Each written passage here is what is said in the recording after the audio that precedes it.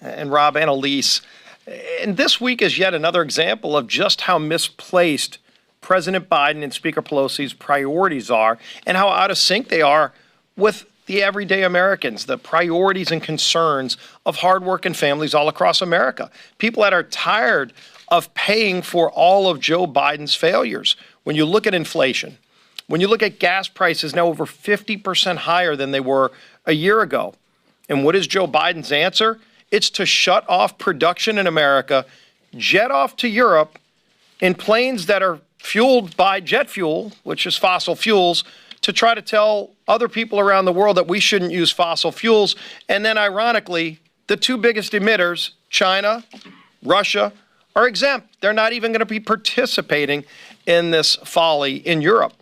I would imagine everybody's wondering what the carbon footprint of this global warming conference is in Scotland. In fact, if you take more than 540,000 Americans, they don't emit more carbon in one day than what these European leaders and Joe Biden and his entourage are emitting right now in Scotland, flying jets. In fact, they said the airport is so overfilled with private jets that the jets have to land in Scotland, let the passengers off, and then fly to another airport and park because there's so many private jets flying over to Europe to tell everybody in America to change their lifestyle because fossil fuels are destroying the world. If you want to save carbon emissions and lower carbon emissions, maybe they need to stop doing all of these global warming conferences and zoom it in. If they want kids to zoom in their education, and it's good enough for kids all across America, maybe they should be zooming these conferences in instead. And by the way, stop beating up on America, because America was leading the world in reducing carbon emissions through American technology and energy dominance, both being done at the same time during President Trump's administration. And during that period, we also had less than $2 a gallon gasoline. And so families were getting the rewards of energy dominance and lower carbon emissions. And in less than a year, President Biden has reversed all of that, where we have higher gas prices and higher carbon emissions, and we're sending more jobs to China, and Americans are paying the price for it. Hard-working families. And what is his answer? To try to raise even more taxes, to try to increase spending by trillions more this week. Today will mark the 5th different time that Nancy Pelosi has promised a vote on the House floor on this massive multi-trillion-dollar tax and spend bill. 5 different times she's promised a vote, and I would project that today she will blow through that deadline as well because they don't have the votes. And I think after what you're going to see in Virginia tonight, where you're seeing all across the state of Virginia, people are rejecting big government socialism.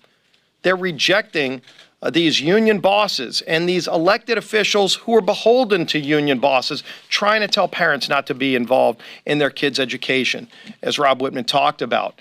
It's encouraging to see it not just in Virginia, but all across the country, where parents are getting more involved in government because they see government failing the needs of their kids. And that's ultimately what's at stake here. People are fed up with the big government socialism and the people that are so out of touch with the hard-working families that make this country work. When they look and they see Joe Biden want to add 87,000 more IRS agents to snoop into their personal bank accounts to fund $450,000 checks to illegals, people that came here illegally. And then in this bill, they actually have amnesty for millions more illegals. Yvette Harrell talked about the $100 billion in this massive tax and spend package to go to people that came here illegally at a time when families are struggling. 71% of Americans say the country's on the wrong track because of the failures of Joe Biden's policies. And their answer is not to work with Republicans to solve these crises, which we stand ready to do. Their answer is to double down on the failure, to jet off to Europe and talk about wrecking our industrialized economy, exempting China, exempting Russia. Frankly, Joe Biden's begging China and Russia. He's begging OPEC to produce more oil while he's telling Americans they can't produce oil in this country. People are fed up with that kind of hypocrisy and with the damage it's doing to families in the form of higher inflation. It's not just gasoline that's over 40% higher, but it's all of the things that people buy at the grocery store. As our conference chair, Elise Stefanik's talked about, this will be the most expensive Thanksgiving ever because of all of this inflation caused by Joe Biden's failures. It's going to cost more to buy a turkey. It's going to cost more to buy sweet potatoes and cranberry sauce and anything else people want to put at the table when they're bringing their family together.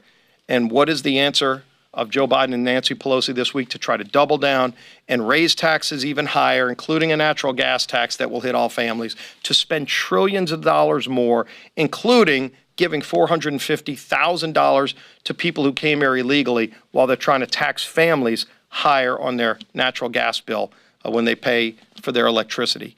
They are out of touch with the hardworking families of this country, and that's why people are rejecting this big government socialism. I'd be happy to take a few questions. Yeah. Both your state and Ms. Stefanik's state have been hit hard by climate change-related natural